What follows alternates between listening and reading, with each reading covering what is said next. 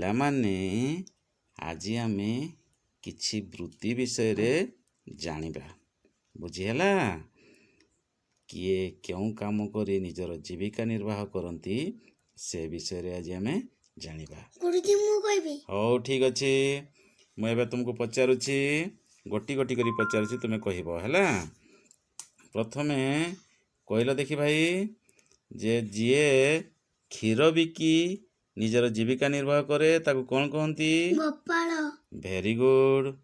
ଆଉ ଯିଏ ଲୁଗା ବୁଣି ନିଜର ଜୀବିକା ନିର୍ବାହ କରେ ତାକୁ କ'ଣ କହନ୍ତି? ତନ୍ତୀ। ବଢ଼ିଆ ଉତ୍ତର ଦେଇଛ ସୁନା ଭାଇ।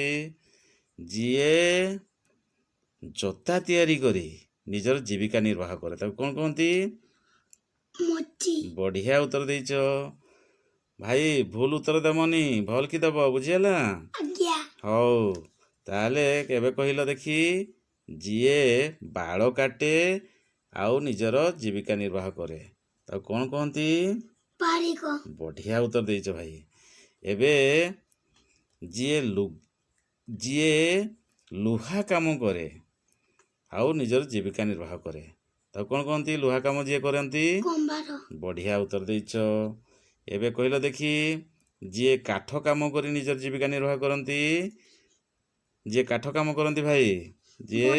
ବଢ଼ିଆ ଉତ୍ତର ଦେଇଛ। ଆଉ ଯିଏ ନୂଆ ନୂଆ ଘର ତିଆରି କରନ୍ତି ଇଟା ଯୋଡ଼େଇ କରି ତାକୁ କ'ଣ କହନ୍ତି? ରାଜମିସ୍ତ୍ରୀ। ବଢ଼ିଆ ଦେଇଛ।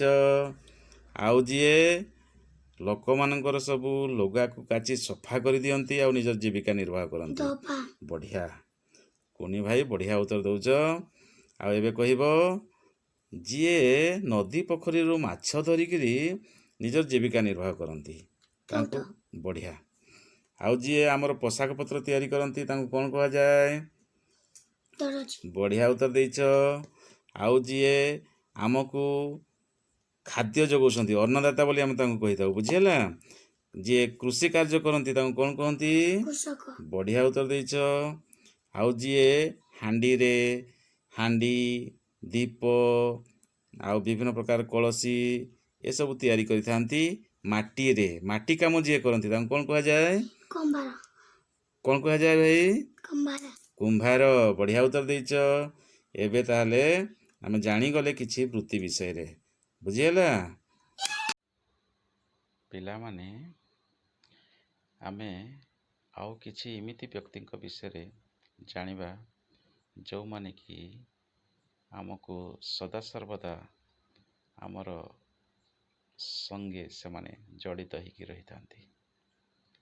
ଯେମିତି ଆମେ ଦେଖୁଥିବା ଏ ଚିତ୍ରରେ ଯେ ଜଣେ ପୋଲିସ ଅଛନ୍ତି। ଏ ପୋଲିସର କାମ ହେଉଛି ଆମର ଯେଉଁ ଦେଶର ଆଭ୍ୟନ୍ତରୀଣ ଶୃଙ୍ଖଳା ଦାୟିତ୍ୱ ତାଙ୍କରି ହାତରେ ରହିଛି। ଆମ ଦେଶ ଭିତରେ କିମ୍ବା ରାଜ୍ୟ ଭିତରେ କୌଣସି ଯଦି ଗଣ୍ଡଗୋଳ ହୁଏ ତାହେଲେ ସେମାନଙ୍କର ବୁଝାମଣା କରିବା ଆଉ ସାହାଯ୍ୟ କରିବା, ଲୋକମାନଙ୍କୁ ସାହାଯ୍ୟ କରିବା ଏ ପୋଲିସ ଭାଇମାନଙ୍କର ଦାୟିତ୍ୱ। ତାହେଲେ ପୋଲିସ ଭାଇର କାର୍ଯ୍ୟ ହେଉଛି ଯେ ଆମକୁ ବିପଦ ଆପଦରୁ ରକ୍ଷା କରିବା ସହିତ ଆଭ୍ୟନ୍ତରୀଣ ଶୃଙ୍ଖଳା ଦାୟିତ୍ୱ ତାଙ୍କ ହାତରେ ନ୍ୟସ୍ତ କରାଯାଇଛି। ଆଉ ଗୋଟିଏ ଚିତ୍ର ଦେଖୁଥିବା, ଜଣେ କଳା କୋଟ୍ ପିନ୍ଧିଛନ୍ତି ଆଉ ଧଳା ଟାଇଟେ ବାନ୍ଧିଛନ୍ତି, ତାଙ୍କୁ ଓକିଲ ବୋଲି କୁହାଯାଏ, ଯାହାକୁ ଇଂରାଜୀରେ ଆଡ଼ଭୋକେଟ୍ ମଧ୍ୟ କହିଥାନ୍ତି। ସିଏ ଆମର ଯେଉଁ ବିଚାର ବ୍ୟବସ୍ଥା ରହିଛି ସେ ବିଚାର ବ୍ୟବସ୍ଥାର କୋର୍ଟରେ ସେ ବିଚାର କରିବାରେ ସେ ସାହାଯ୍ୟ କରିଥାନ୍ତି। ପକ୍ଷ ପ୍ରତିପକ୍ଷର ଓକିଲମାନେ ବିଚାରକୁ ଆଗକୁ ବଢ଼ାଇଥାନ୍ତି। ଠିକ୍ ସେମିତି ଆଉ ଗୋଟିଏ ଚିତ୍ର ଦେଖୁଥିବା ଆମେ, ଜଣେ ଭାଇ ସାଇକେଲରେ ଗୋଟିଏ ବ୍ୟାଗ୍ ଝୁଲେଇକି ସେ ଯାଉଛନ୍ତି। ସାମ୍ନାରେ ଗୋଟିଏ ବାକ୍ସ ଅଛି, ନାଲି ରଙ୍ଗର ବାକ୍ସ, ତ ସେଟା ହେଉଛି ପୋଷ୍ଟ ବାକ୍ସ, ଅର୍ଥାତ୍ ସେ ଭାଇ ଜଣକ ହେଉଛନ୍ତି ପୋଷ୍ଟମ୍ୟାନ୍।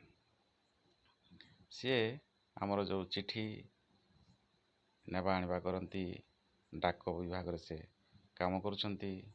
ଆମର ଯେଉଁ ଟେଲିଗ୍ରାମ, ଚିଠି, ବିଭିନ୍ନ ଅଫିସିଆଲି ନଥିପତ୍ର ଏ ଡାକ ମାଧ୍ୟମରେ ପ୍ରେରଣ କରାଯାଏ।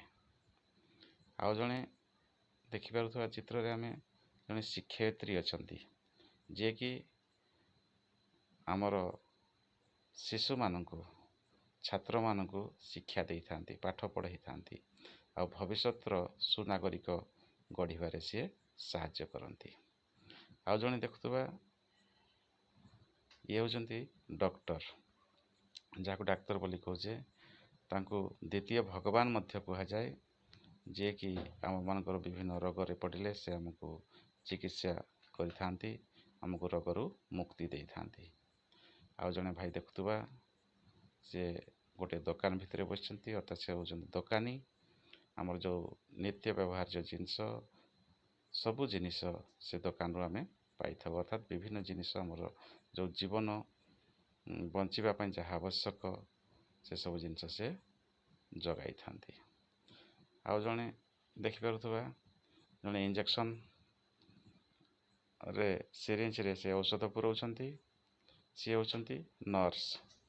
ସେ ରୋଗୀମାନଙ୍କର ସେବା କରିଥାନ୍ତି। ଆଉ ଜଣେ ଆଉ ଦେଖୁଥିବା ଗୋଟେ ଚିତ୍ର, ଏଇ ଚିତ୍ରରେ କିଛି ଲୋକ କାମ କରୁଛନ୍ତି, ଅର୍ଥାତ୍ ସେମାନେ ଶ୍ରମିକ। ତ ଏମାନେ ଆମକୁ ବିଭିନ୍ନ କାର୍ଯ୍ୟରେ ସାହାଯ୍ୟ କରିଥାନ୍ତି, ସେ ଘରୋଇ ହେଉ କିମ୍ବା ସରକାରୀ ହେଉ କିମ୍ବା ଦେଶର କୌଣସି ଉନ୍ନତିମୂଳକ କାର୍ଯ୍ୟ ହେଉ କିମ୍ବା ବ୍ୟକ୍ତିଗତ କାର୍ଯ୍ୟ ହେଉ, ସବୁ କାର୍ଯ୍ୟରେ ସେମାନେ ତାଙ୍କୁ ଡାକିଲେ ସେ ଆସି ଆମକୁ ସାହାଯ୍ୟ କରିଥାନ୍ତି, ତାଙ୍କୁ ଶ୍ରମିକ ବୋଲି କହନ୍ତି।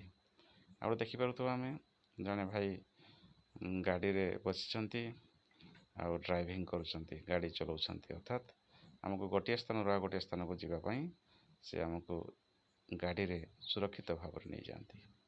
ଆଉ ଗୋଟିଏ ଚିତ୍ର ଦେଖୁଥିବା, ଏଇ ଚିତ୍ରଟି ଜଣେ ସୈନିକର ଚିତ୍ର। ଇଏ ଆମ ଦେଶକୁ ଜଗିଛନ୍ତି, ସଦା ସର୍ବଦା ଦିନରାତି ପ୍ରହରୀ ଭାବରେ କାର୍ଯ୍ୟ କରୁଛନ୍ତି। ଆମ ଦେଶକୁ ବିଦେଶୀ ଶତ୍ରୁ ପାଖରୁ ବିଭିନ୍ନ ଯେଉଁ ଉଗ୍ରପନ୍ଥୀ ଆତଙ୍କବାଦୀ ଏମାନଙ୍କ ହାତରୁ ଆମ ଦେଶକୁ ରକ୍ଷା କରୁଛନ୍ତି। ଏଇଭଳି ଭାବରେ ଆମେ ଆଜି ଜାଣିଲେ ଏଠି ଯେତିକି ଚିତ୍ର ଅଛି ସବୁ ଚିତ୍ରର ଯେଉଁ ମହତ୍ତ୍ୱ ରହିଛି, ସେ ଚିତ୍ର, ସେ ପୋଷାକ, ଯେଉଁ ପରିଧାନ ସେମାନେ କରିଛନ୍ତି, ତାହାର ସେମାନେ କିପରି ଆମକୁ ସାହାଯ୍ୟ କରନ୍ତି, ଲୋକମାନଙ୍କୁ କିପରି ସାହାଯ୍ୟ କରନ୍ତି, ସେ ବିଷୟରେ ଆଜି ଆମେ ଜାଣିଗଲେ। ପରବର୍ତ୍ତୀ ଅବସ୍ଥାରେ ଆମେ ଆହୁରି ଏମିତି ନୂଆ ନୂଆ ଜିନିଷ ଜାଣିବା। ଆଜି ପାଇଁ ଏତିକି। ନମସ୍କାର।